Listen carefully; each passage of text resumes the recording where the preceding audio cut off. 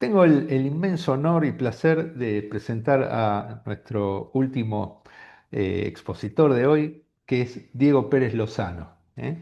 Diego Pérez Lozano es diseñador gráfico de la UBA y licenciado en publicidad, sexagenario, creativo y educador. Es titular interino en la materia de tipografía en la carrera de diseño gráfico en la Facultad de Arquitectura, Diseño y Urbanismo de la Universidad de Buenos Aires, donde fue adjunto por más de 20 años. Ejerce como docente titular full-time en la Universidad de Palermo desde hace más de 30 años en diseño y comunicación en la materia tipografía. En esta institución editó una serie de publicaciones sobre tipografía y diseño editorial. Fue docente en otras entidades académicas de Buenos Aires y mentor en la carrera de diseño gráfico en la Universidad Siglo XXI de Córdoba. Ofreció conferencias sobre temas de su experiencia en Argentina, así como en el exterior. Busca expresarse artísticamente produciendo obra a través de la impresión tipográfica con la utilización del letterpress.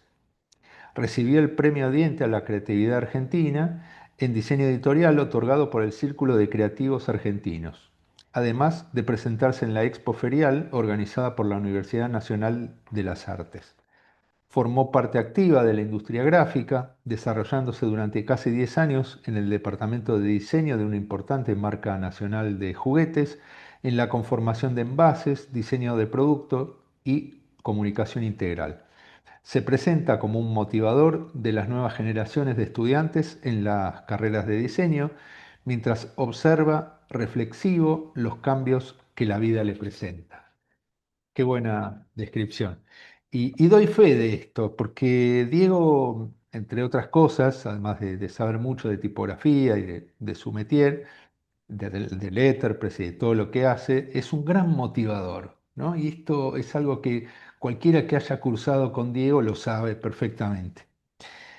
Bueno, Diego, nos vas a hablar de un ejercicio de tipografía que como proyecto pedagógico final de de la materia tipografía dictada en la Facultad de Diseño y Urbanismo de la UBA, se invita a desarrollar el diseño y la producción de un sistema alfabético cuyo disparador es una pieza gráfica existente de otra época. Se toma la labor generada por los ilustradores modernistas de principios del siglo XX, quienes desarrollaron su arte en las editoriales de Buenos Aires, produciendo numerosas tapas de libros, cartelería publicitaria, arte de tapas e interiores de revista, ilustrando al rotular los títulos y destacados una infinita variedad de letras para luego ser reproducidas en prensa. Por ejemplo, Alejandro Siri, Gregorio López Naguil, Alfredo Guido y Raúl Mario Rosarivo son apenas algunos de los nombres detrás de estas obras de arte preparadas para la prensa. Se busca entonces recuperar de manera activa la memoria del trabajo de estos artistas gráficos, buscando generar un interés especial por la obra y el artista a través de su producción, inspirando a las nuevas generaciones a alcanzar los estándares de calidad que estos ilustradores, diseñadores y casi tipógrafos lograron hace más de un siglo con solo la condición de la habilidad humana, tanto al trabajo análogo como al de esforzarse para ofrecer siempre lo mejor. Bueno, Diego, te escuchamos. Muy bien, bueno, muchas gracias por la presentación, muchas gracias a la gente de Leyenda también por permitirme no solo mostrar un poco de lo que yo puedo hacer, sino también mostrar un poco por qué lo hacemos, ¿no? No quedarnos solo en el hecho de mostrar, sino hacer que eso que mostramos sí realmente sea una inspiración para otras, para otros y demás. Muy contento y muy orgulloso y con la responsabilidad también de la expectativa de todos de cerrar este ciclo de conferencias. Ciertamente un ciclo de conferencias con muchas características positivas, que no abundan muchos. Ser de alta calidad, de trabajo internacional, de multiplicidad de miradas y por sobre todo hecho a pulmón y de manera gratuita, ¿no? Parece que eso es interesante, que todo el mundo también tome relación de lo que es esto, ¿no? Hecho todo por a pulmón, por voluntad, por ganas, y que eso realmente a mí en lo personal, y que estoy muy involucrado con la gente de Leyenda, y reconozco y veo a diario su labor, es como muy de destacar. Este último capítulo de estas jornadas que hace referencia a la educación también me deja la reflexión antes de comenzar la charla de hoy acerca de este viejo proverbio chino de si el alumno debe superar al maestro, ¿no? Creo que el verdadero concepto o el verdadero proverbio es, si el alumno no supera al maestro, ni el alumno es bueno, ni el maestro es bueno.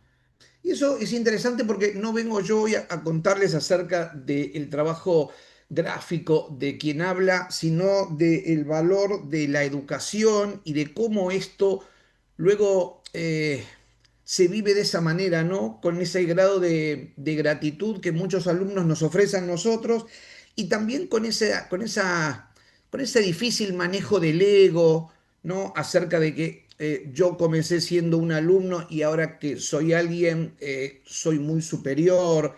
Creo que este concepto de humildad también yo lo rescato de mis maestros, Marcelo Llosa, Gustavo Valdés, en donde humildemente sabían un montón y nunca lo vimos subidos a un caballo, sino siempre remangando y ayudando a salir adelante. Eso no quería dejarlo pasar porque en un mundo lleno de injusticias puede que esta sea una más y sobre la que quizá debamos poner el foco. Eh, Voy a presentarles una charla muy visual. Voy a intentar apretarla en media hora y puede ser que me exceda unos minutos y desde ya intentaré no hacerlo, pero pido de antemano disculpas. Voy a hacer una charla un poco pensando en lo histórico, un poco pensando en lo gráfico y sí con muchísima cantidad de imágenes, porque quiero que eso sea como también lo que se vea y lo que quede. Y quería arrancar con esta frase que es muy pintoresca porque es una frase de más o menos del año 1920 y pico, en donde un personaje muy conocido como el filósofo Walter Benjamin hacía referencia a lo que pasaba en el mundo tipográfico bajo su mirada, ¿no? Un montón de letras que hacían difícil la reflexión de lo que leíamos. Me acuerdo en tantos libros y en las clases del gran maestro Fontana hacernos referencia a que la tipografía era un elemento secundario. Lo importante era poder rescatar lo que esos textos dicen y que si después nos olvidábamos si estábamos leyendo algo en romana o en sans serif era porque era muy buena la tipografía y no ganó más el espacio de la visión, ¿no? Por su propio dibujo, sino que permitía que el texto fluidamente se recupere. Y quedándome con esta idea, claro, entendía, tal vez Benjamin quería leer mucho, como crítico de arte, como filósofo, de alguna manera, leer era una condición normal para este personaje, pero claro, tal vez Benjamin no se dio cuenta que la publicidad ya estaba muy presente en ese momento en que lo dijo. Y también cuando leía esta frase me recordaba otras tipografías más expresivas, las típicas chromatic type, ¿no? Esas tipografías de letterpress, algo con lo que Facundo Morales ahí en Primitive me incentivó y que no me deja ahora medio abandonarlo. Este planteo de que letras muy coloridas, claro, pero estas letras no eran de principio del siglo XX, sino más bien del final del siglo XIX, del famoso Page, William Page, que hizo como uno de los catálogos más increíbles acerca de este estilo, letras que se van armando en el sistema de letterpress, pero que tienen mucho poder porque están armadas como apartes, ¿no? Y eso también me hizo recordar a una tarjeta que había visto una vez en una de estas espacios de las redes, donde un famoso periodista estaba hablando de qué contento que estaba con la tarjeta que le habían diseñado porque hacía recupero de esos estilos de tipografías coloridas de antemano, de otro tiempo. Y ahí entonces yo me puse a pensar cuáles son esas otras tipografías, pensando que tal vez tenemos una audiencia de alumnos aquí que le podría interesar entender un poco de dónde viene lo que hoy podemos nosotros comercialmente ofrecer. Bueno, este hecho de trabajar con tipografías que originalmente pertenecen al letterpress, pero ya son del mundo de la digitalización. O por lo menos creemos que es así, porque este es el trabajo de un estudio de diseño muy interesante que se llama Novotypo de los Países Bajos, en donde lo que hace es trabajar con tipos móviles que tienen la estética de la chromatic type y donde se van superponiendo los estilos para conseguir este efecto. Pero claro, ellos también dicen que es increíble cómo las cosas en la versión análoga no dejan la misma huella que en el entorno digital y que ellos también quieren rescatar eso digital, incluso para lo que es su fuente tipográfica. Esta es la fuente Bixa de ese mismo estudio, que está completamente digitalizada, por supuesto a color, y que de alguna manera deja esto del el legado de las chromatic type, lo toman en el siglo XXI y lo diseñan de esta manera. Y me preguntabas si esto también no sería algo como patrimonio, ¿no? Entender que yo puedo crear algo a partir de entender y estudiar lo que pasó. Claro, creo que en la juventud, y por eso es sexagenario, esa palabra difícil de escribir, pero más difícil de convivir en vida con ella, me permitió entender que tenía que aprender bastante más de historia de lo que yo creía o sabía. Y creo que eso es lo que nos llevó un poco a este ciclo de conferencias, ¿no? Que hoy orgullosamente tengo el honor de cerrar y que durante este espacio la titulé Crear al Recrear. Un poco a lo largo de esta jornada voy a hablar del contexto, voy a hablar de algunos artistas que me interesa para focalizar y luego les voy a mostrar algunos proyectos académicos. Les quiero decir que esto ocurre en el plano académico en la querida y amada por nosotros FADU, porque es un proyecto de cursado. Lo curioso es que es un proyecto de cursado tan solo de primer año, o sea, de lo que vamos a hablar hoy es del pleno principio de un alumno dentro de su etapa académica. Pensemos que la facultad va generando un caudal de contenidos que se apoya uno siempre sobre el otro, así que tener una buena base siempre es interesante. Muchas cátedras de tipografía se preguntan qué estudiar, qué enseñar, cómo hacerlo, qué ejemplo tomar. Bueno, esa es una pregunta nodal para nosotros los profesores, ¿no? ¿Qué buscamos enseñar? ¿Qué buscamos que aprenda un alumno cuando desarrolla una tipografía o trata de entender eso? Yo creo, al menos en mi visión personal, no es que yo pretenda que los alumnos en un primer año desarrollen un proyecto alfabético profesional, pero me parece que no hay mejor forma de aprender a mirar la letra que haciendo la letra.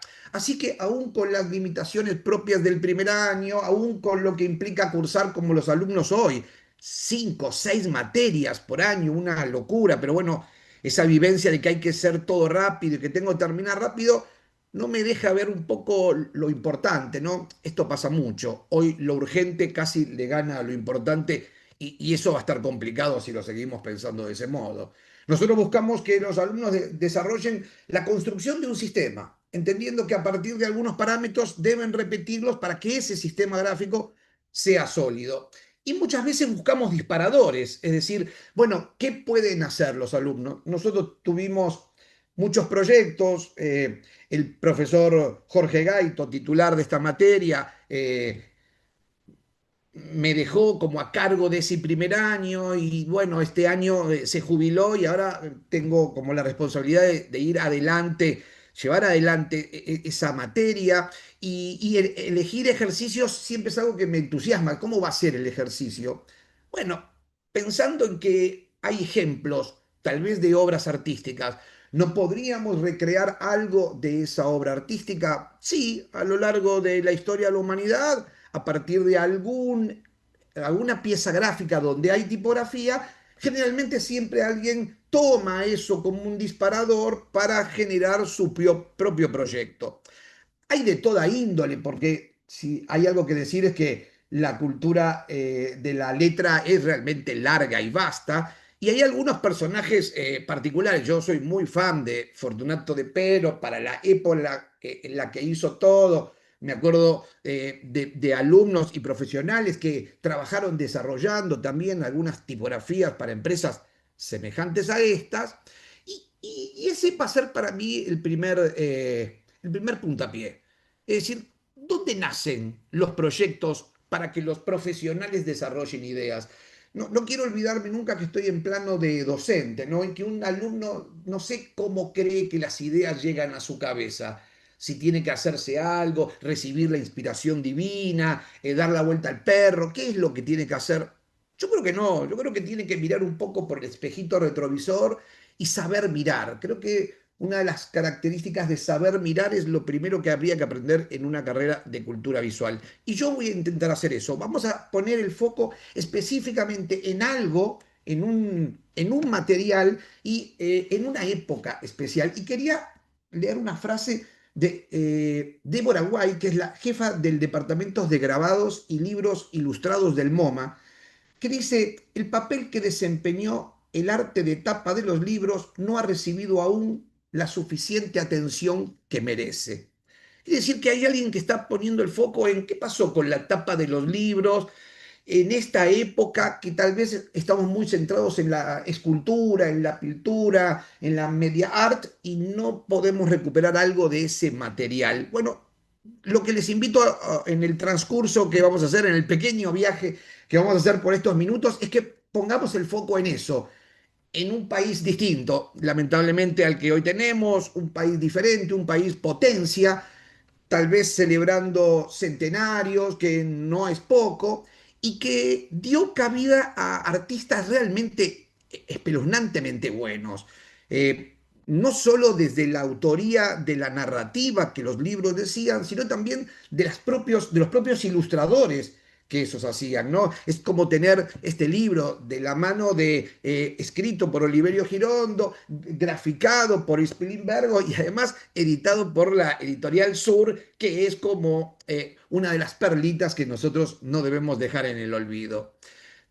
¿Por qué? ¿Por qué tomó esto? Porque me parece que para un alumno esto no sé si estaba en su mente, que esto podía pasar hace casi un siglo, ¿no? Que alguien podía diseñar de estas maneras y que podía ilustrar las tapas de una manera muy, muy particular, un poco basado en el lenguaje gráfico artístico de Europa, como siempre, pero también en algo propio. Por ejemplo, es interesante la historia de este libro, que es Espantapájaros, que en el año 1932 el propio Oliverio Girondo, para promocionar su ejemplar, hizo este muñeco que ustedes están viendo. Ese muñeco lo subió una camioneta y lo ató bien y salió por la ciudad con un megáfono promocionando su libro y mostrando un personaje que era el que estaba en la tapa y por supuesto en ese caligrama, uno de los principales caligramas que nosotros mostramos cuando enseñamos caligramas en la universidad o en cualquiera de nuestras materias. Me pregunto si esto no sería algo como lo que hoy podríamos vivenciar como de un multimedia, es decir, hay sonido, hay imagen, hay gráfica, hay escenografía. Muchos de los personajes de los que yo voy a hablar en un rato no solo eran ilustradores, dibujantes, caricaturistas, pintores, muchos eran escenógrafos, escultores, cineastas, grabadores. Yo creo que ahí hay una característica de por qué eran realmente buenos. Eran polifacéticos. Hoy el alumno tal vez interpreta que para ser diseñador tiene que recibirse en una universidad y con eso ya lo tiene. No, me parece que esa es mostrarle el camino. De ahí a recorrerlo falta un montón, ¿no? Y yo expresamente empecé a poner foco en las letras dibujadas a mano que esas tapas de libros hacían. Y fui aprendiendo, si hay algo que los docentes tenemos que hacer, y mucho es estudiar, creo que eso es lo que a nosotros nos marca que somos diferentes. Cuando me puse a estudiar me di cuenta que, por ejemplo, esta letra que alguien había dibujado, José Bonomi, en el año 1932, para el nombre de Oliverio Girondo y el libro Espantapájaros, también en Europa estaba, curiosamente, después. Caspar Ernst Graf diseñó este famoso afiche para el Gran Premio de Suiza, la carrera de Fórmula Uno, y la verdad que la tipografía que tiene no era una tipografía que pudiera venir directamente tal vez de impresión por los tamaños a los que venía. Ustedes saben que los tipos móviles, las tipografías clásicas, vienen en cuerpos chicos y suelen estar en tipografía metálica, pero las tipografías de madera ya son más como exultantes y eso sirve como para verlo de lejos y tienen otros diseños, ¿no?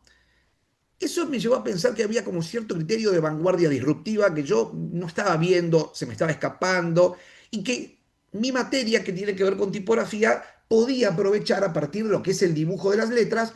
Y entonces empecé a vivenciarla como tal vez una modernidad gráfica, pero debo confesar que hubo un antes y un después de este libro.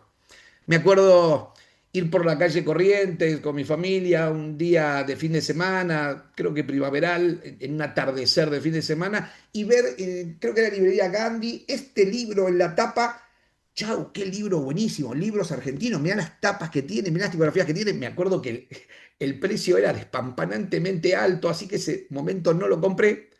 Medité toda la semana, medité todo el tiempo, hice todo el ahorro económico que pude y finalmente llegué a este libro y después intuí que tenía que creer en mí, en mi primera idea y que, claro, este era el libro que yo tenía que tener. Este es un libro que hace referencia a los libros argentinos, pero no solamente desde el escrito, sino también desde el propio arte de tapa y aquellos artistas que habían trabajado en el arte de tapa. Rodrigo Gutiérrez Viñuales es muy especialista en esto y ha desarrollado muchos libros siempre con esta temática, ¿no? Claro, algo que hay que arrancar diciendo es que este era otro mundo, ¿no? Y que en este mundo nosotros creíamos que el diseño no existía. Y bueno, empezamos a aprender que el diseño era sumatoria de cosas, pero que el contexto también era importante. Argentina en esos años era nutrida, había mucho y también había poco. Había modernidad como el helado de palito y también había algunos impresos. Y eso era interesante. Cada vez más cultura invitaba a que cada vez existieran más medios gráficos que tenían tipografía y ahí yo quería poner el foco. Eh, la riqueza, la bonanza de esa época, las guerras europeas, tal vez buenos guías que nos llevaron hacia un relativo buen camino, hizo que las editoriales fueran algo que se nutría y nutría la cultura popular y también a la cultura. Entonces, esa intersección me interesaba. La cultura bien entendida, genérica para pocos de ricos y la cultura de masas y cómo eso podía comenzar a fusionarse. Y esta es una imagen que para mí es muy expresiva. Es del año 1898 y aquí se ven casi todas las futuras profesiones que finalmente iban a quedar representadas en un diseñador gráfico, ¿no? Un poco de dibujo, un poco de pintura, un poco de cartografía, un poco de fotografía. Acá vemos quiero pensar que son más querubines que niños trabajando, pero bueno, los querubines alcanzando las resmas de papel y poniéndolas en esta impresora de cama plana, ¿no? Aquí están todas nuestras profesiones, que son los empleos que de alguna manera empezaron a nutrirse. Había dibujantes, pero también había rotulistas, personas que dibujaban y por supuesto tipógrafos y diagramadores y impresores y todo eso muy vinculado con unas editoriales muy particulares, muy audaces, publicando títulos muy especiales, un poco revolucionarios, un poco diferentes, algunas que han quedado en nuestro legado cultural, Editorial Poseidón o Claridad o Thor. Algunos autores que incipientemente sacaban un librito, mirá, por ejemplo, ¿no? MC sacó este librito, no sé, veremos cómo le va. Tal vez es un libro que vale la pena leer o promocionar, pero también el plano publicitario. Había una gran cantidad de letras que aparecían dibujadas a mano alzada en un montón de piezas y ahí yo quería poner el foco. Me interesaba cómo las publicaciones empezaban a tener como un carácter propio y muchas de las tipografías de los textos, por supuesto, eran compuestas por linotipía o tipografía de metal, pero había otras que estaban dibujadas, ¿no? Veranear en playas argentinas es deber patriótico, con esas letras inline, todas trabajadas a mano, lo cual me hacía pensar que había un universo de artistas que a mí se me estaba escapando y que no solo era Jenson y Bodón y Garamond y Gaudí, sino que tal vez acá mismo había algunos, ¿no? Algunos como que seguramente en este caso Fabio debe estar contento porque este es un artista platense y así humildemente se presentaba, ¿no? Hola, soy tal, hago estas cositas, llámame. Cuando me puse a investigar quiénes eran estos señores que hacían estas cositas, proyectos, propaganda, dibujo artístico, bueno, empecé a descubrir que había unas piezas realmente fantásticas. Aquí también está mucho el vinculado a lo que hace la Fundación IDA, ¿no? Que de alguna manera mantiene vivo el legado de lo que pasó en gráfica en esta parte del mundo y no solo libros de lo que pasó en otra parte del mundo. Y este personaje empezó como a formar parte de mi haber. Che, pero qué interesante lo que hizo este señor. Incluso esta revista, una revista del Ferrocarril Provincial de Buenos Aires, con las imágenes, no solo ilustradas por él, sino también las letras que conformaban esa pieza. Y ahí yo iba poniendo el ojo, ¿no? Qué buenas letras estas, qué buenos diseños, qué podríamos hacer con esto, ¿no? Por ejemplo, este personaje, Adolfo Travasio, que era un artista, un ilustrador, pero que estaba muy vinculado con el cine y hacía muchas de las afiches de esa época. Noten ustedes quiénes son los actores, ¿no? Helen Hunt, William Jones, William Brown, toda gente que, claro, que está llegando de los Estados Unidos. Entonces, más o menos como hoy, ¿no? Aviones que están llegando con gente de Estados Unidos, en este caso, solo para promocionar la industria del cine. Pero esas letras, yo quería poner el ojo en esas letras. También veía que habían hecho algunas publicaciones, por ejemplo, poemas para el sueño de Blanca, aunque esa L me volvía un poco loco porque me parecía un poco caprichoso esa forma, veía la audacia de esa B y decía, mira, yo me parece que tengo que hacer algo con esto. La edición, la tapa de los libros de esta época era demasiado buena como para que en términos tipográficos se me escapara o no pudiera yo hacer algo con esto. Y ese fue entonces el disparador. ¿Podemos hacer algo con eso? Y eso me llevó a esta otra pregunta, pero para nosotros los diseñadores, nosotros las diseñadoras, ¿qué hacemos?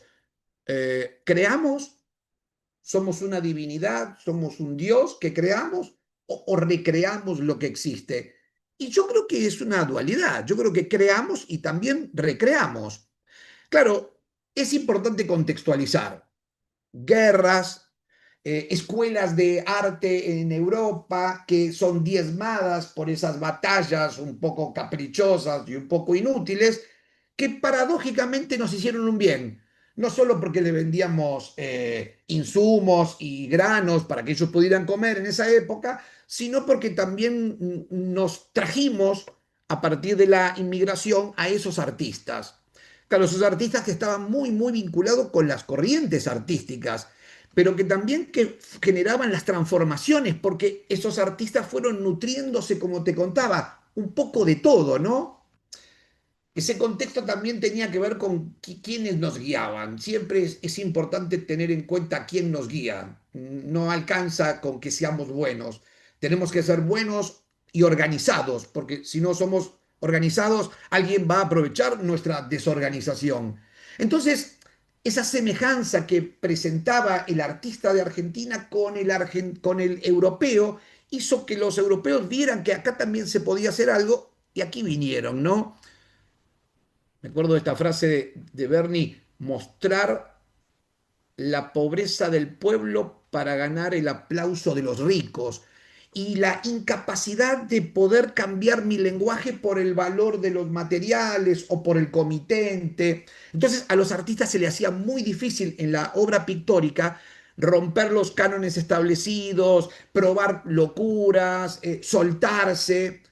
Pero eso no pasaba en otros trabajos que los artistas tenían.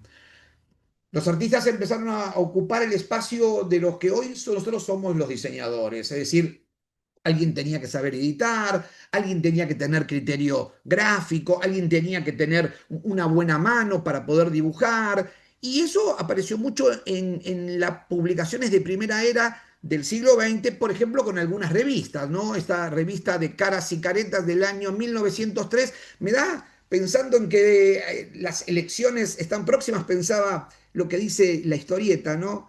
el muñidor, ¿votaste por el candidato que te dije? Y el votante le dice, sí, señor, 23 veces. Interesante. Siempre interesante tomar el contexto. Pero no me quiero quedar en eso, sino en las letras de mate dulce, ¿no? Letras que están hechas a mano porque los ilustradores no solo ilustraban la viñeta, sino que también rotulaban. Y ahí se abrió un camino. Esos ilustradores de muy buena muñeca también ilustraban increíblemente bien. Y con eso empezaron a darle una personalidad a los libros que tal vez hasta el momento no la tenían así. Por supuesto que esos dibujantes sabían de tipografía, sabían dibujar muy bien, pintar muy bien, ¿cómo no van a saber dibujar letras? Así que se soltaron. Y cuando se soltaron, tanto como nos pasa a nosotros, mostramos nuestra verdadera esencia. Y ahí empezaron a mostrar todas estas formas de letras, todas dibujadas con plumín, mucho antes que llegaran los letraset, mucho antes que el primer Illustrator estuviera entre nosotros. Cosas que tal vez la historia me enseñó. Por ejemplo, yo creía que ahora el concepto de la marca metamorfósica, esto que a partir de la modernidad el logotipo va cambiando de color, un poco porque los medios audiovisuales lo habilitan, pero también porque hay comitentes que aceptan que la marca tenga estos cambios. Empecé a descubrir la historia de este libro que también creo que es uno de los libros que vienen de la mano de Fabio, acerca de las imprentas en Buenos Aires y el mundo gráfico antiguo aquí en nuestra patria. Cómo la marca del diccionario, del periódico El Mosquito, iba cambiando, ¿no? Iba cambiando año tras año y locamente, no era que se jugaba y hacía un restyling como nosotros lo conoceríamos hoy, no, e iba de un lado para el otro con una soltura que asombra creer que en esa época podía ser así tan suelto. Otro periódico de la época que también, no tan audaz en los cambios, pero también presentaba en la publicación del Don Quijote de 1884 estos diseños de letras y a su vez tan cambiantes, ¿no? Esto hace que la industria crezca. Eso hace que cada vez más gente de Europa lleguen aquí y se sumen a nuestros planteles y entender que la Argentina tenía un potencial que empezaba a nutrirse no solo en Buenos Aires, sino también en otras localidades, por ejemplo, en Rosario. Rosario, Santa Fe, fue un foco de cultura gráfica en este término para nosotros. Y estos eran los artistas y los personajes. Este es el grupo que se conoce como el grupo de Florida. Por supuesto, se reunían en los bares, en las cafeterías de la avenida Florida, de la calle Florida, y entonces debatían acerca de qué pasaba en ese momento. Y me permito leer literalmente una frase de ellos. Ya estamos en la ciudad rumorosa y palpitante de vida. Frente a ella adelantamos el paso que ha de adentrarnos para convivir sus inquietudes, su dinamismo y sus necesidades, sus ilusiones y desesperanza, siguiéndola en su ritmo acelerado como una antena que capte todas sus resonancias. Vaya que Argentina tiene una ciudad de la furia que es Buenos Aires y aquí ya algunos se habían empezado a dar cuenta. Quiero mostrar el trabajo artístico de algunos de estos personajes para que tomemos nota y que después tal vez, si nos interesa, profundicemos. ¿Quién era este artista? ¿Y quién era este que tenía una ilustración tan particular? ¿No? Un criterio estético tan propio del diseño gráfico. En alguna de las charlas de los sábados anteriores también alguno de los expositores hizo referencia a esas imágenes que eran como pictogramáticas fuera de época, fuera de tiempo. Creo que el lenguaje gráfico de esto, nuestras audiencias, que son nuestros alumnos en la clase, se sorprenderían de que esto tiene 100 años. Incluso me quedé mirando mucho esta pieza gráfica y tal vez recordé un poco a Vicente, que era uruguayo, y entonces, ¿por qué no hacerle un pequeño homenaje a este artista gráfico uruguayo como Guillermo Laborde, que hizo el afiche del primer campeonato del mundo, ¿no? No menor, y que por cierto, creo que tiene cierta analogía con el trabajo de Banzo, no creo que esté muy, muy lejano, y las letras de ese afiche, ¿verdad? E incluso un poquito para entender el valor del patrimonio como generador de nuevas ideas, veamos la interpretación, ¿no? como La Vela Puerca, en un recital que hizo hace unos 3 años, se inspiró en el trabajo artístico de Laborde para crear su flyer. Me pregunto si no vemos el pasado, cómo sabremos avanzar hacia el futuro. Banzo generó, por supuesto, la obra gráfica para la tapa de los libros, pero ellos también eran los encargados de rotularla. Y ahí está puesto un poco el foco. Otro personaje interesante, Eugenio Fornells, que español, que se vino muy joven aquí, dibujante, pintor, caricaturista, que no me preocupa mucho la tipografía de Con Permiso o Empresa Linares, sino la de Heraldo de Cataluña, porque esas letras, todas diferentes, dejan en evidencia que son gestuales, que son manuales, y que tranquilamente podrían ser recuperadas del olvido transformándose en fuente tipográfica. Algunos de los rótulos que ellos diseñaron, en este caso Fornells, 1919, el semanario crítico Con Permiso, un poquito de Art Nouveau, percibirán ustedes en la C, en esa N arqueada, tal vez en ese curioso diseño de letra S, un muy famoso y muy reconocido artista de Rosario, un pintor, ilustrador, grabador, muralista, escenógrafo, ceramista, docente y yo le puse diseñador gráfico, no solo por la obra artística, sino también por ese diseño de letra que me da pena que no sea más reconocido, más valioso y que empezaron a formar parte de los disparadores para que mis alumnos puedan trabajar tal vez sobre estos ejemplos.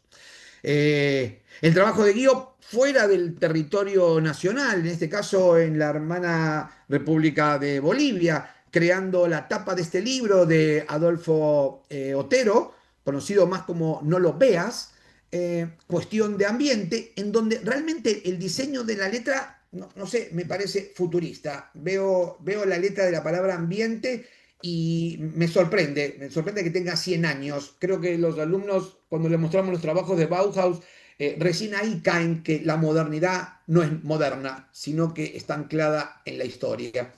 Gregorio López Nahuil, un artista exquisito y supremo, creo que porque estudió de la mano y de la muñeca directamente de don Ernesto de la Cárcova, que no es poco, digo, tener buenos maestros debe hacer buenos alumnos, ¿no?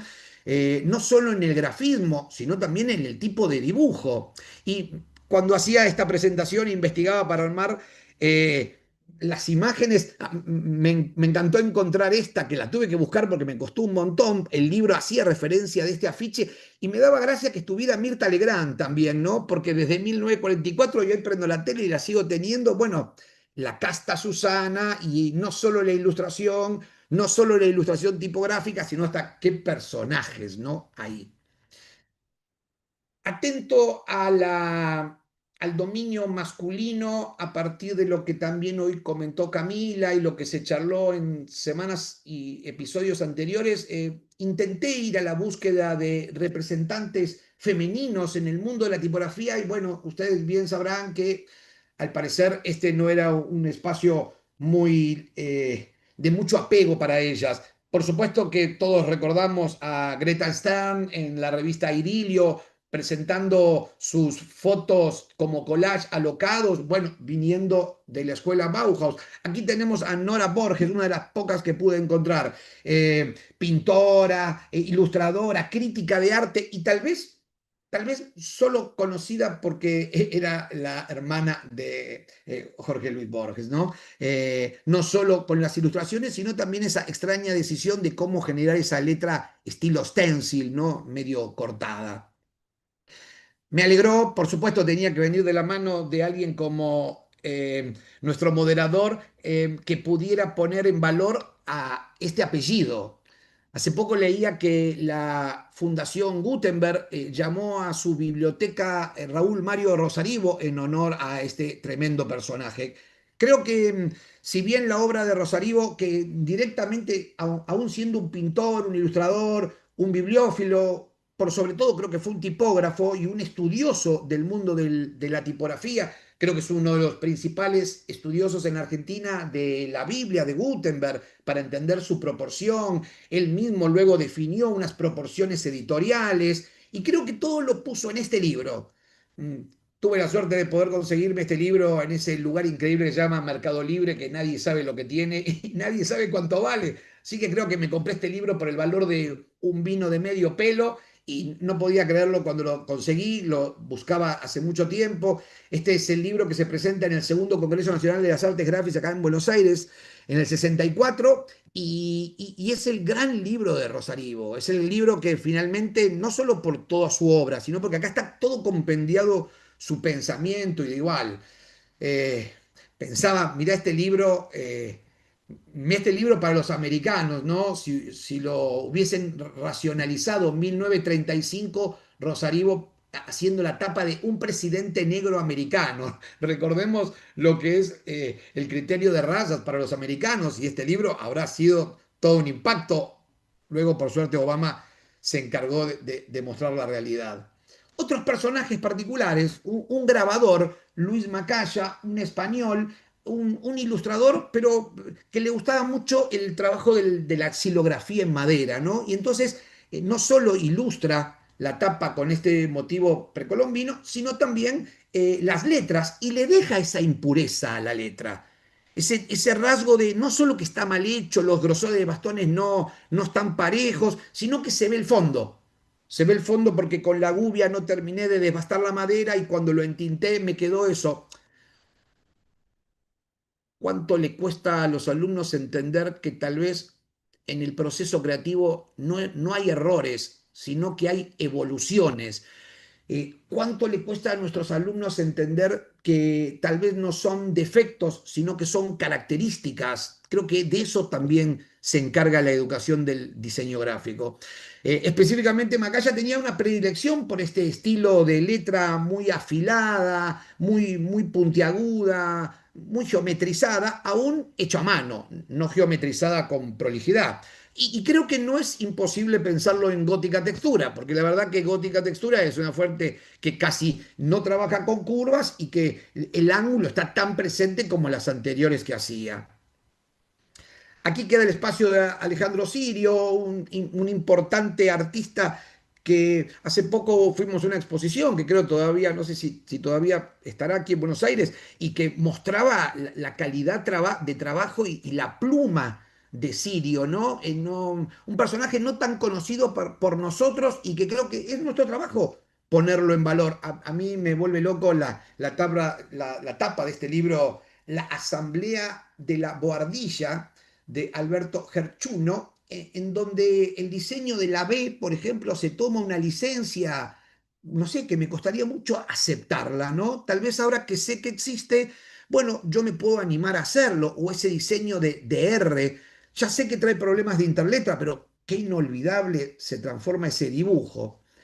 Algunos otros artistas de esos que también vinieron de afuera, en este caso Nicolás Antonio Russo, esta obra hecha en el año 1923 en los talleres Damiano en Buenos Aires, los poemas egotistas y el diseño de esas letras, no solo la ilustración, que ciertamente es poderosa, muy power, sino la forma de vincular las letras en la gestualidad de egotistas. Adolfo Belloc, perdón, tengo algunos apuntes aquí, un pintor, grabador, docente y xilógrafo. Digo, ¿no se nota que hay xilografía acá? Entonces, una pregunta sería, ¿cómo no mostrar en lo que yo soy bueno? O sea, para Freud, nosotros debemos trabajar en donde somos más débiles. Y bueno, y si vos sos un grabador y te gusta ser grabador, pues que hay que hacerlo por grabado. Y que entonces la imperfección no es el error, sino que es la característica. La obra de Trasvacio, un poco aquí en la tapa del libro, literalmente, un poco también para hablar de Latinoamérica Unida, ¿no?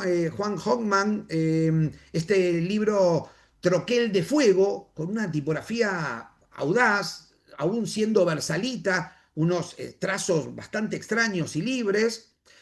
Bartolomé Mirabelli, un poco creo que inspirado en Bauhaus, en la geometría, en la exageración de ese punto.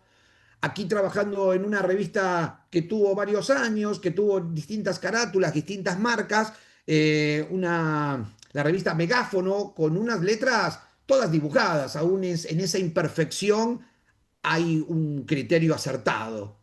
Y tal vez José Bonomi, que cuando vemos esto, tal vez no nos resulta muy reconocido. No sé cuántos de los observadores a esta charla podrían entender o recordar de dónde era esto, dónde vimos estas tapas.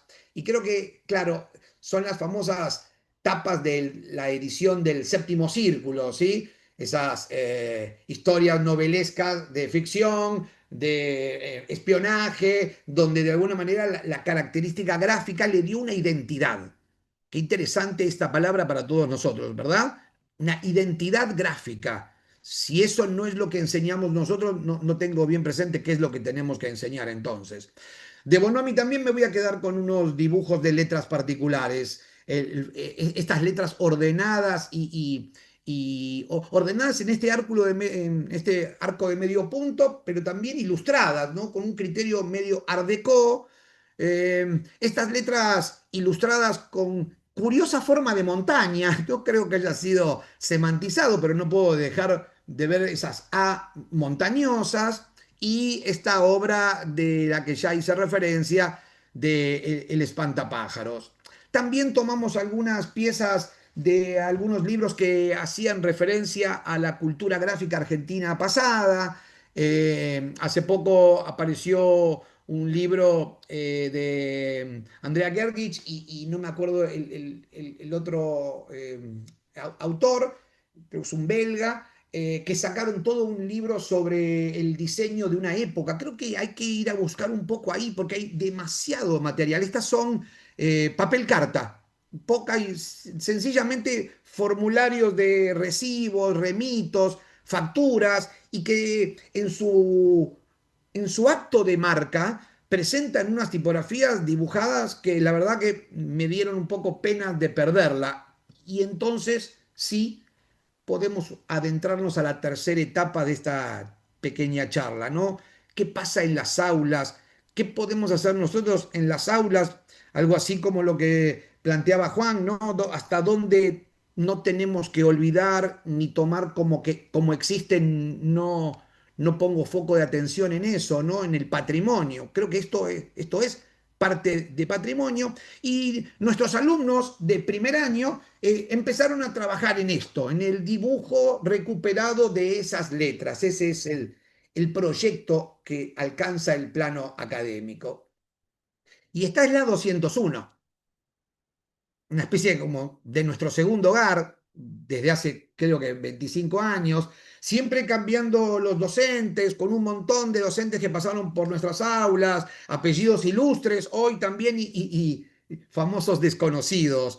Acá vemos a Flor, vemos a Joa, vemos a Juli, vemos a Ale Bardecci, docentes, asistentes con el trabajo de sus alumnos. Y acá lo vemos a Cami Escobar y lo vemos a Gustavo Paglioli, con los docentes y asistentes trabajando en nuestras mesas, analizando las piezas que les dimos, las tapas de esos libros de los que yo les fui mostrando. Y un poco me gustó en las charlas haber escuchado durante todos los sábados el valor del trabajo hecho a mano. Sí, el trabajo hecho a mano no se debe perder nunca. O sea, el ser humano no debe reemplazar una habilidad por otra. Tenemos una capacidad limitada de aprendizaje. ¿Cómo me voy a olvidar de dibujar a mano aún pudiendo aprender a dibujar en el programa? Pero eso es algo que también, con lo que también chocamos en este primer año. Nuestros alumnos no sabían usar Illustrator. Entonces nosotros también nos cargamos un poco eso y bueno, algunos asistentes valiosísimos de la cátedra a la que yo represento, la cátedra del profesor Gaito, empezaron a hacer unos pequeños videos ayudando a los alumnos a cómo usar el programa, por qué esta punta negra y este puntero es blanco, cómo se corta, dejen de trabajar con filetes, que si no lo ponen a escalar le van a traer problemas. Y en un momento se nos llenaron las aulas de computadoras. justo ahora, esto que están viendo ustedes tiene menos de 24 horas. Fueron fotos que fui sacando ayer del proceso de trabajo. Ni siquiera aquí está terminado, porque la preentrega es la semana que viene y la entrega en 14 días. Pero empezamos a llenar las paredes de letras. Qué más lindo para profesores de tipografía que sus paredes estén tapizadas con letras que son del patrimonio propio, ¿no? Nacional. Aquí Martín enseñando, aquí uno de los ejemplos, presente Yo soy el hermano Rabito, una publicación para niños, y con esa letra dibujada, bueno, ahí mandemos alumnos al frente, a ver, ya le enseñamos grilla, ya le enseñamos construcción de letras, ya le enseñamos interletra, bueno, ahora póngalo de manifiesto. Alumnas que se entusiasman con el trabajo. Para mí, disfrutar el espacio áulico es como una premisa. Yo creo que hay que divertirse tanto en el aula como los propios alumnos se entretienen y disfrutan en otros contextos. Si nosotros conseguimos que nuestra aula sea ese espacio tan feliz como el que ellos tienen por fuera del aula, no va a haber una diferencia entre cursar y sentirse un futuro profesional. Montones de alumnos van trabajando sobre los mismos proyectos. Nosotros tenemos una cantidad de alumnos impresionantes, no tanto como las que tiene Fabio en La Plata, pero estamos cerca de casi los 250 alumnos. Eso nos obliga a tener mucha dispersión de aulas y eso también compromete un poco la sistematización de los proyectos. Pero en este caso, por ejemplo, el trabajo de Bonomi, del espantapájaros, le fue dado a varios alumnos, por lo tanto, las correcciones también pueden ser compartidas por otros alumnos que no solo ven su ombligo, como están acostumbrados, sino que también ven el ombligo ajeno. Usamos un método de calcos, vamos trabajando desde la raíz, tratando de construir las letras análogamente a través de elementos de geometría, plantilla de círculos, compases, escuadras, entender el ancho de la caja como un elemento repetitivo, entender la altura, y a partir de ahí, con eso los alumnos empiezan a desarrollar sus proyectos. Toman un ejemplo que nosotros le damos, a cada uno le damos una tapa de un libro y ellos generalmente las amplían en fotocopias, empiezan a estudiar cómo son las formas. Estamos en plena corrección, así que es probable que ustedes vean alguna curva no del todo feliz, algún rasgo no terminado, porque digo, todavía esto que están viendo está en pleno proceso. Por supuesto, invitamos a los alumnos a que usen el desarrollo que están haciendo y que no hay mejor forma de ver la tipografía que en acción. Así que bueno, pongan la tipografía en palabras para ver cómo luce. Distintos tipos de trabajos, algunos un poco más complejos, otros un poquito más permisivos, tal vez este resulte un poquito más directo en su solución, pero también obliga a pensar cosas. Por ejemplo, no sé, yo creo que todo el mundo va a creer que se llama Tierra Azul, porque parece que tuviera una Z. Ya sé que es la forma de la S, pero nosotros concebimos la S como una doble curva y a la Z como un doble ángulo. Entonces, este artista, cuando hizo esta tapa, la verdad que hizo como una Z al revés. Invitamos a los alumnos a que piensen qué pueden hacer, la podrían reinterpretar, pueden modificarla. Se habló mucho en estas charlas si debíamos rediseñar el signo o aceptarlo tal cual estaba. Bueno, hay propuestas, a ver qué pasa si se italizara, a ver qué pasa si usamos un fino y grueso más contrastado. Siempre mantenemos constantes grosores de bastones, anchos de caja, blancos internos, ángulos. El criterio de medio de la sistematización de un alfabeto medio como que pide y obliga a eso.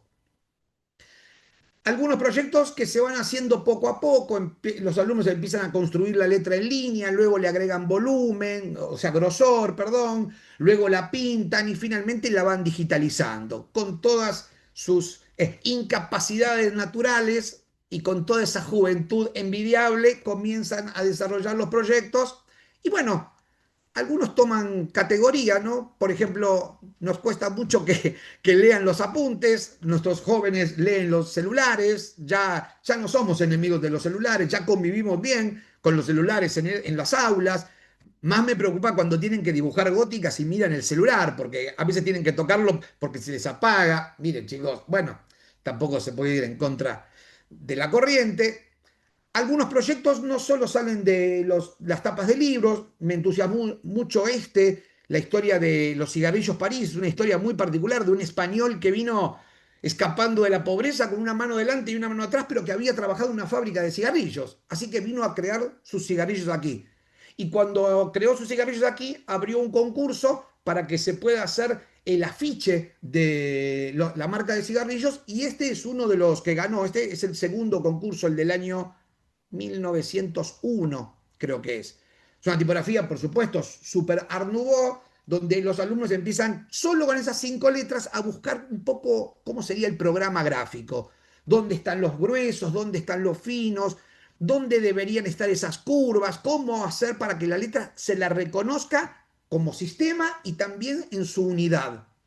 Y a partir de ahí que la implementen en alguna afiche que hable de los 40 años de la carrera de diseño gráfico ahí en la Universidad de Buenos Aires. A partir de ahora, y ya medio en la recta final de esta presentación, voy a ir mostrándole alumnos, trabajos de alumnos de años anteriores, donde ya son entregas y entonces ya están terminadas.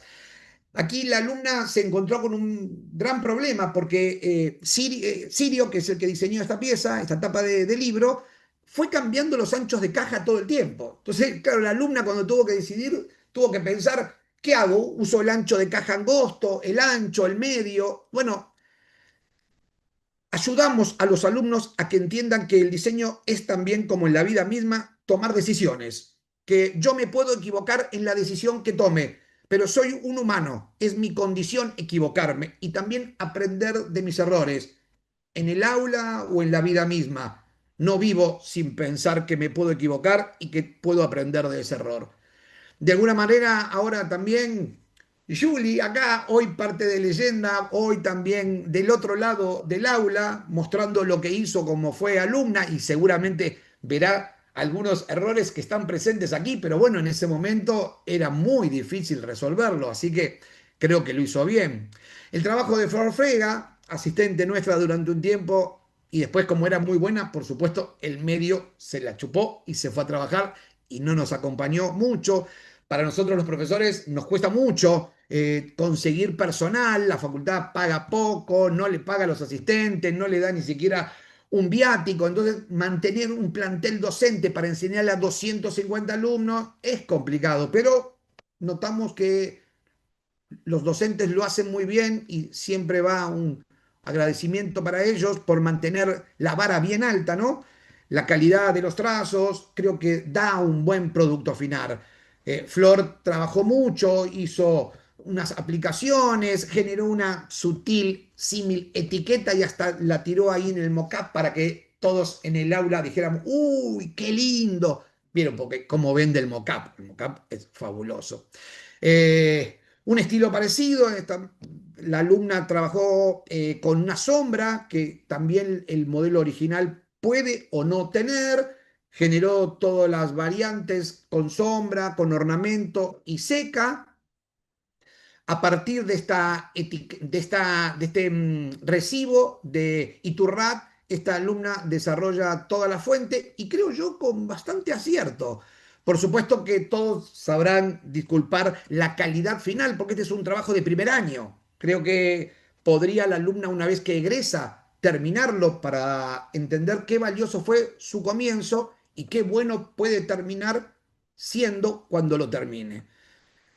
Eh, Sistemas completos, aplicaciones, ejemplos, una muy particular. Me pareció que, no me acuerdo si fue Cucci, Carlos el primer día, si no mostró una tipografía medio parecida a esta, como con huesitos, para usar un denominador que todos puedan entenderme, ¿no?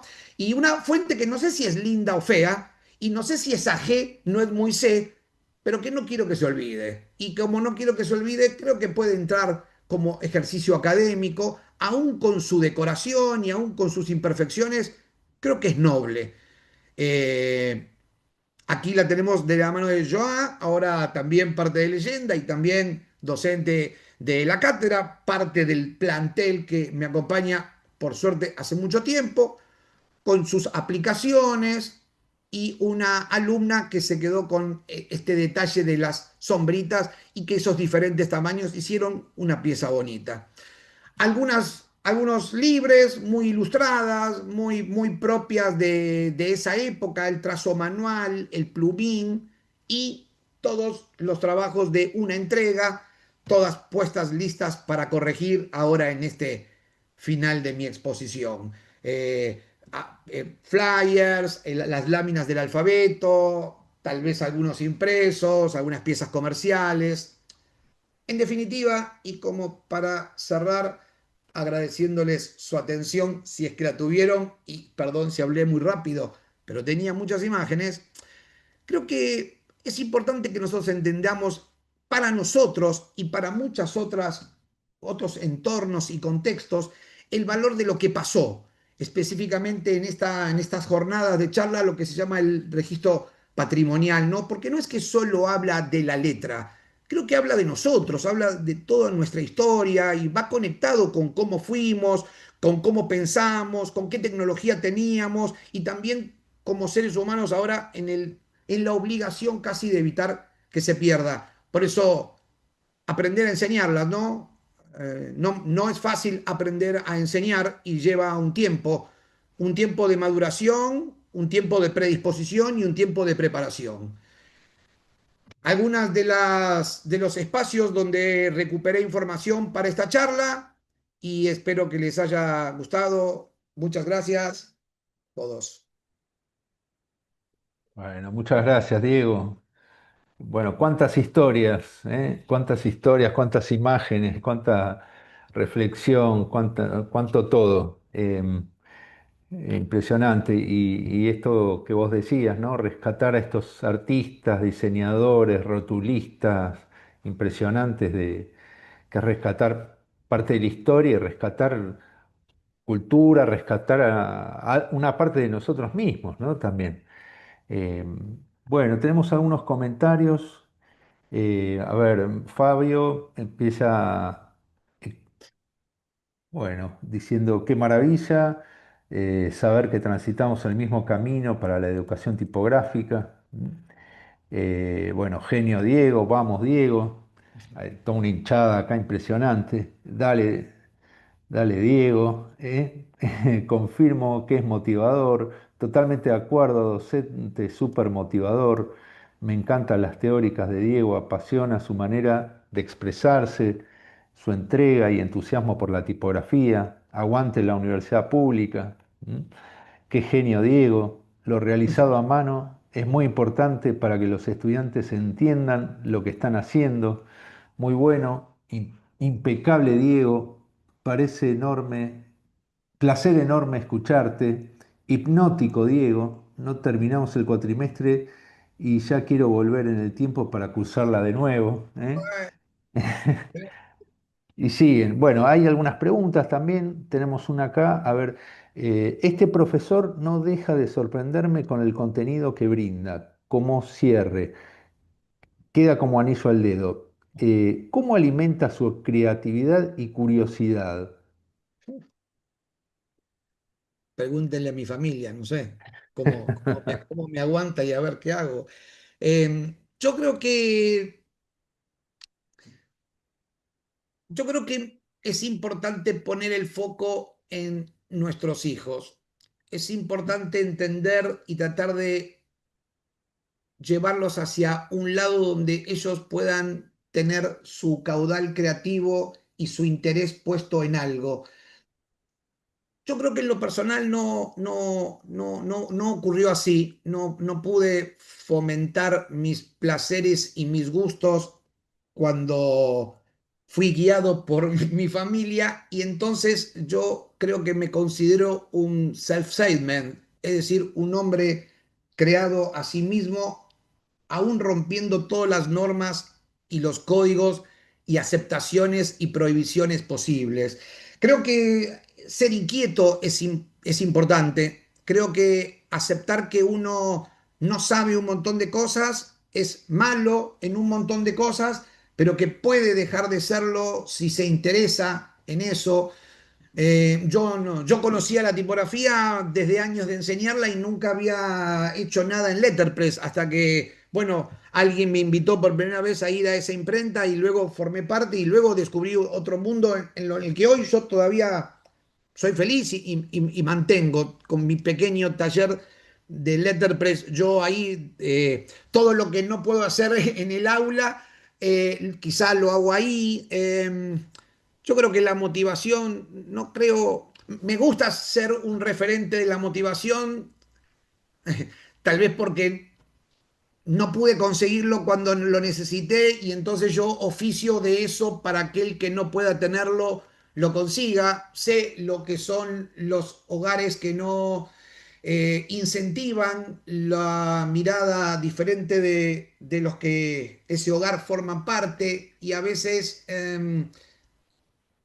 fue una pena porque no era necesario tanto. Tal vez había que acompañar y yo hoy lo veo en muchos alumnos de la universidad, la universidad pública por sobre todo, que llega gente de muchísimos estratos sociales, de muchísimos lugares, muchísimos lugares de la provincia y de otros países y confluyen todos en el aula y todos son diferentes y que ninguno debiera verse como mejor o peor por alguna característica, sino que, bueno, hay que explotar lo propio y hay que entender que uno nace solo y también muere solo. Así que es importante ese espacio personal. Tiene que haber un fuego interno. Si no hay un fuego interno, el fuego del vecino te va a consumir. Así que mejor que te consumas por tu fuego interno, me parece. Qué buena la reflexión, ¿no? Porque además hace foco en algo que seguramente es autobiográfico y que, bueno, es frecuente, ¿no? Con quienes se dedican carreras como la nuestra, quizás ya está un poquito más, tiene una cierta historia, un cierto recorrido, pero todas las que tienen que ver con el arte, con algunas disciplinas más inciertas, ¿no? En un momento donde antes era como todo un riesgo, ¿no? ¿Y de qué vas a vivir, ¿no? Era como toda eh, como una ruptura, ¿no? Una rebeldía. Y bueno, y sobre todo en tiempos complejos como los que vivimos, ¿no? Donde, digamos, el ganarse la vida es toda una dificultad, ¿no? Para los chicos, las chicas de estos tiempos. Bueno, Eh, tenemos más comentarios. Inspirador, Diego, gracias. Súper agradecida de ser parte de esta hermosa cátedra, ¿eh? No tengo los nombres de quienes comentan esto, pero bueno, los transmito. De los profesores que dejan huella a lo largo de la carrera, ¿eh? Todo esto para vos, Diego, ¿eh? bueno, gracias para todos. Bueno, muy bien, súper interesante. Abre un montón de disparadores. No sé si quieren comentar algo, aportar alguna reflexión. Esperamos más comentarios. Quedó un silencio, ¿no? Quedó un Después. silencio porque Y porque yo hablé mucho y rápido, entonces me agoté todo. no, pero también yo, por ejemplo, me quedaba, bueno, entre otras reflexiones y pensamientos, mientras escuchaba y veía las imágenes de Diego, qué importante, digamos, la universidad como en el rol de tender un puente, ¿no? Con la historia, en este caso la historia gráfica argentina, ¿no? Que fue muy rica hace un siglo atrás y rescatar eso, ¿no? Tender esos puentes con esa realidad profesional de otros tiempos, quizás, o presente también, ¿por qué no? Me parece que es algo fundamental, ¿no? Sobre todo cuando hay, digamos, sectores que atacan a la universidad, ¿no? Eh, Restándoles presupuesto, restándole financiamiento para los docentes, las docentes. Sabemos el esfuerzo enorme que es llevar adelante una cátedra en la universidad pública. Y bueno, esto es una respuesta, ¿no? También una respuesta bueno, el rol que tiene importantísimo la universidad en esto, ¿no? En el rescate de la cultura, ¿sí? En el rescate que tiene que ver con nosotros mismos, porque la cultura no es algo ajeno a nosotros mismos, ¿sí? Tiene que ver con nosotros.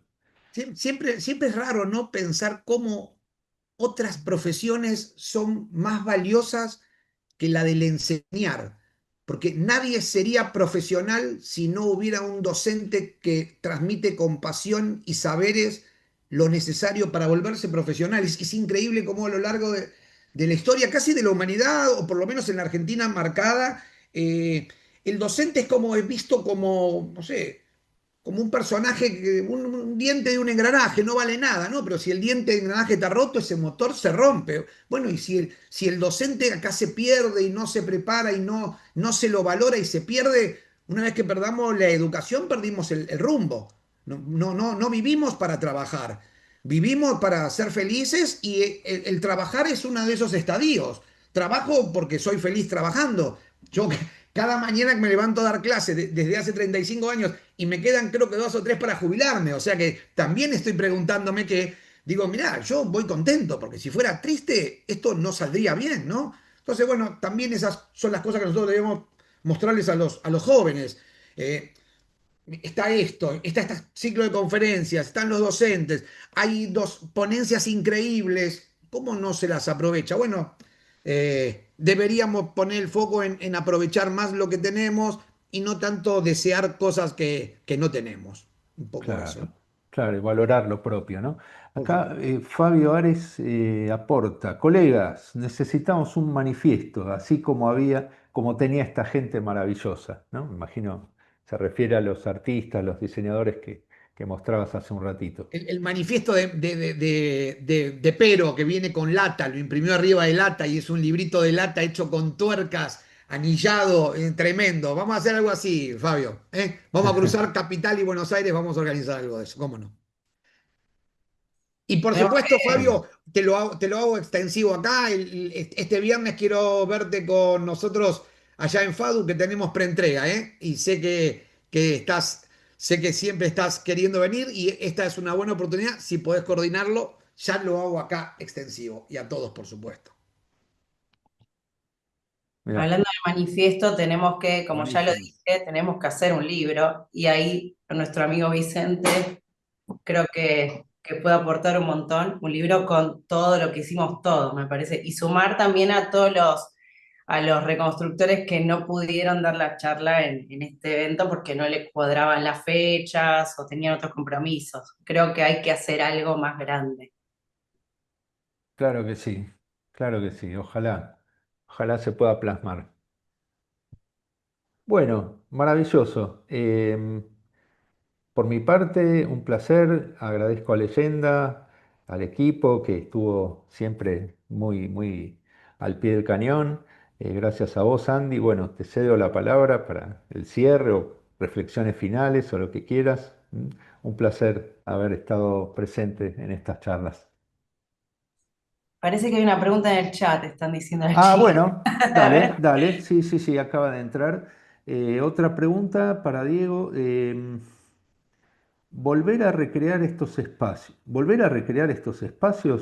me muero por conocer más. Muchas gracias por la oportunidad de conocerles y gracias por responder mi pregunta. Profe Diego, soy Maía Polo. Saludos desde Formosa. ¿Mm?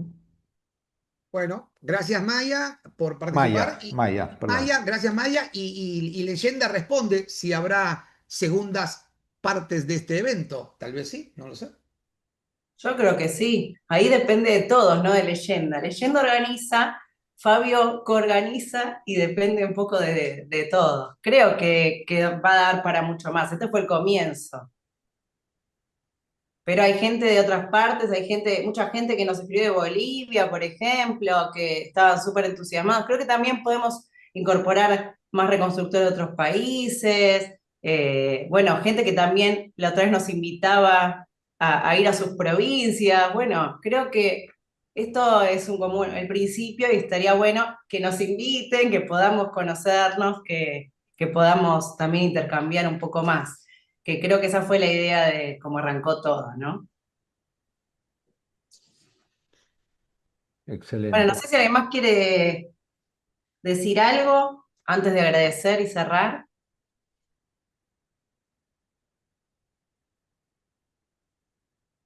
Yo un breve, que es agradecer a Leyenda y a todo el equipo por la invitación. Y a mí me parece que hay algo muy valioso que es las miradas, que a veces parecen cercanas y a veces no, son muy válidas es importante que cada uno desde su lugar haga un aporte y tenga su particularidad y tenga su mirada.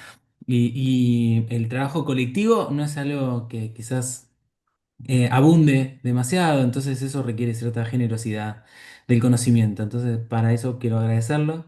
Y para mí fue un placer haber sido parte de este primer encuentro. Y también, por supuesto, como dijeron mis compañeros y mis colegas, gran parte de nuestra labor es en la universidad pública y bueno, ese lugar y ese espacio que nos cobija, que nos da la oportunidad también de poder crear nuevo conocimiento, estamos ahí para defenderlo también.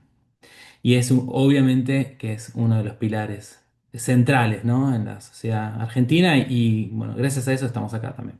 Así que bueno, quería aportar eso. Gracias a cada uno de ustedes.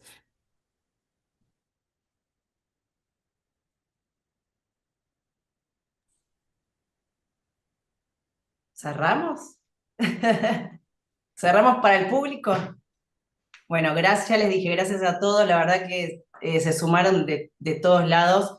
Eh, Hubo muchos que no pudieron, pero como dije antes, pero que ya se van a sumar. Gracias Miguel, gracias Fabio, gracias a todo el equipo de Leyenda, que la verdad es que no somos youtubers para nada y esto salió bastante bien.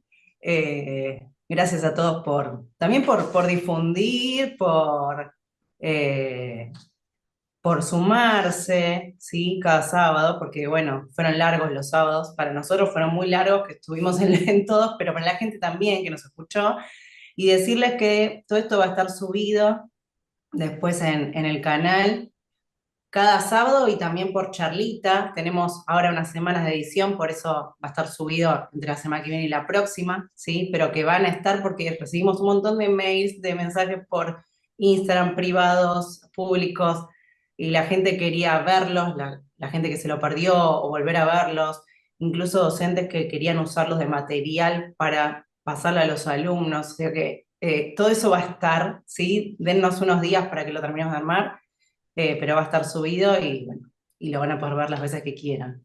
Como episodios, que eso está bueno, verlo como una serie, ¿sí? Bueno, gracias a todos. No sé si alguien más quiere decir algo. Se dio por terminado, empezamos nuestras vacaciones, pero ya volveremos a trabajar, así que espérennos tranquilos. Bueno, vamos a cortar la transmisión. Gracias a todos. Chao, gracias.